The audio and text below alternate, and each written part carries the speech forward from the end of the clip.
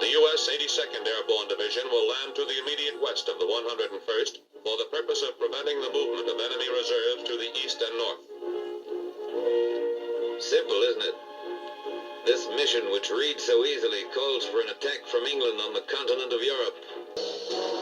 The Festung Europa, walled in by the formidable defense in depth of the Atlantic Wall.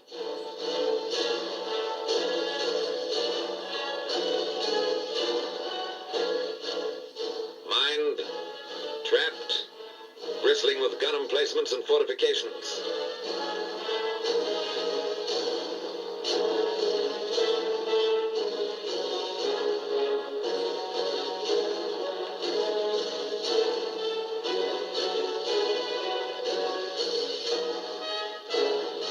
An impregnable barrier, said the Nazis.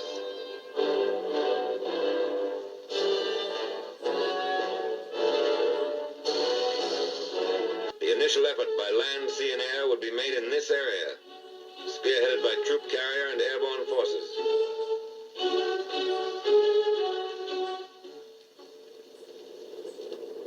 But before the D-Day, there must be a number of lesser D-Days.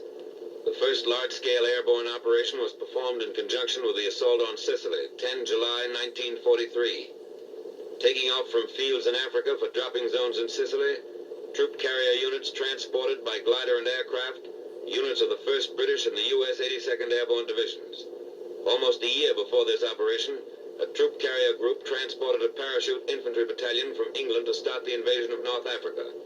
But the invasion of Sicily was the first real test for troop carrier units, which had trained in maneuvers in Texas, the Carolinas, and England.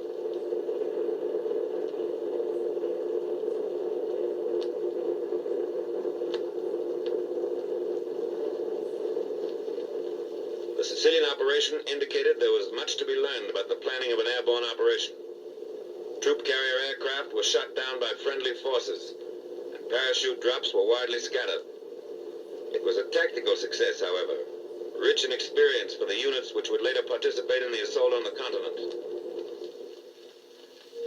The lesson was driven home that more navigation aids were badly needed, that gliders must be landed at slow speeds, that some type of air brake was necessary to decrease the rate of descent of gliders going into small fields, that protection for the nose of the glider in rough landings should be provided, not only to protect the pilot, but to facilitate unloading.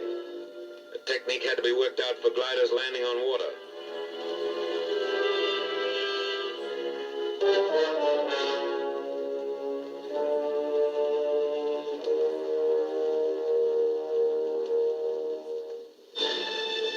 To the lessons of Sicily was added the experience of the highly successful operation in the Markham Valley of New Guinea, in which troop carrier and airborne forces showed the practicability of a well-planned daylight operation.